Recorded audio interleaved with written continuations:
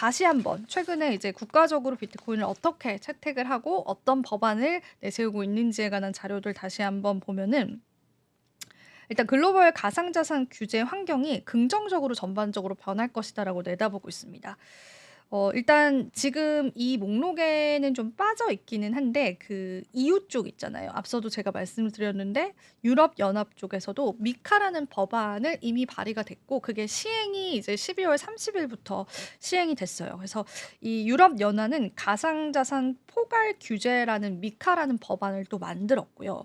이 미카라는 법안에는 암호화폐 악재가 될 만한 법안도 있기는 합니다. 앞서 말씀드린 것처럼 뭐 스테이블 코인 쪽에 관한 악재가 될 수는 있지만 중요한 거는 규제를 굉장히 명확하게 해놨다라는 거예요. 그래서 이제 유럽에 있는 투자자들 또 유럽에 해당하는 그 국가들, 유럽 연합에 해당하는 국가들이 암호화폐 관련한 법안을 좀 통용을 했다라고 보시면 돼요.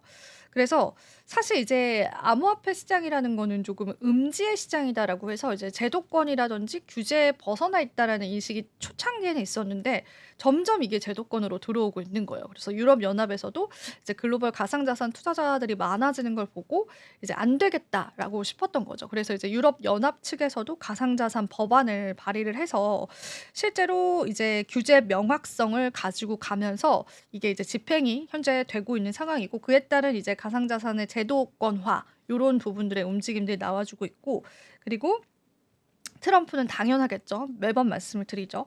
그리고 이제 아시아 쪽에서도 이제 이런 움직임이 있지 않을까라고 보고 있는 게 대표적으로 이제 싱가포르는 이제 암호화폐 세금 자체를 좀 안 걷고 있고 굉장히 우호적으로 하고 있고 홍콩 쪽도 조금 암호화폐 시장에 우호적인 법안들이 나오고 있는데 사실 우리가 홍콩 쪽을 주목을 하는 거는 홍콩 자체를 주목을 한다기보단 이게 사실 홍콩과 중국은 이제 서로 이제 다른 나라다라고 하고 있지만 그래도 이제 중국 안에 있는 나라다라는 그런 시선들도 있잖아요. 그래서 중국이 이제 대놓고 암호화폐 규제를 풀지는 못하지만 홍콩을 통해서 우회적으로 암호화폐 규제를 풀고 있다라는 그런 시선도 있습니다. 그래서 홍콩 쪽을 보면서 아시아 쪽에 관한 그런 이제 규제 완화도 우리가 기대를 해볼 수가 있고 실제로 규제 완화가 추진 중이고 ETF도 지금 출시 중이기도 하고 그리고 이제 홍콩 쪽을 통해서 중국 투자자들이 투자를 할 수 있지 않을까라는 기대감도 있고 중국 쪽 투자자들의 파이도 암호화폐 시장에서는 굉장히 큰 파이이기 때문에 무시할 수 없는 파이이기 때문에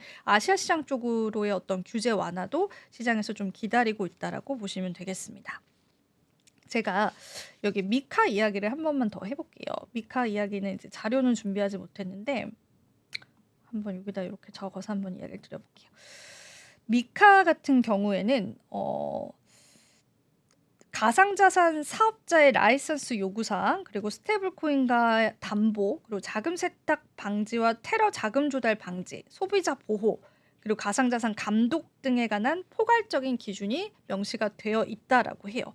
그리고 유럽연합은 2022년도부터 미카 법안 논의와 시행을 단계적으로 추진을 했다라고 합니다.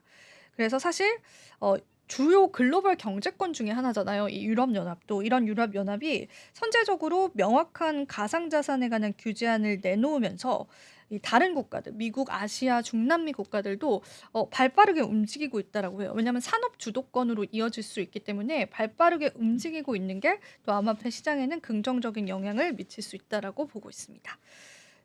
네, 이렇게 해서 저희가 또 국가별로 한번 살펴봤고요. 다음 또 주제들도 열어보겠습니다.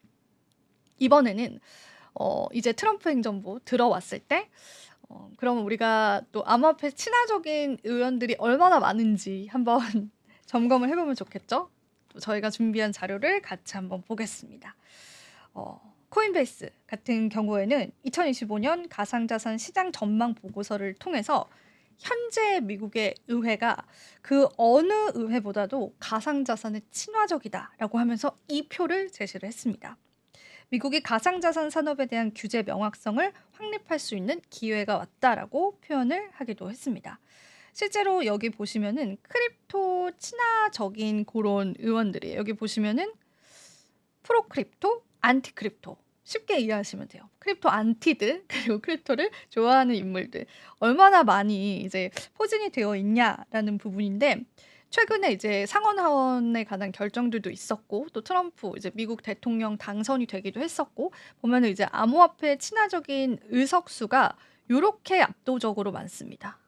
이쪽도 마찬가지죠. 요렇게 압도적으로 많죠. 그래서 프로크립토 멤버들이 시장에서 이렇게 많기 때문에 사실상 이제 트럼프가 어떤 안을 내놓았을 때 그 부분에 관한 찬성, 가속도가 굉장히 빠르게 일어날 수 있다라는 가능성이 있습니다. 그래서 사실상 암호화폐 투자자들에게는 정치적인 환경이 미국 내에서 너무나 좋아졌다. 그런 또 의견들이 있고 뭐 실제로 이게 어느 정도의 속도로 어느 정도의 파격적으로 진행이 될진 모르겠지만 그래도 적어도 이제 공화당, 트럼프가 속한 공화당이 이제 많은 의석수를 차지하게 되면서 그야말로 좀 슈퍼파워를 트럼프가 갖게 됐다. 그렇다면 이제 암호화폐 시장에 관해서도 친화적인 법적인 움직임이 있지 않을까. 그런 의견들도 시장에 있다라고 보시면 될 것 같습니다.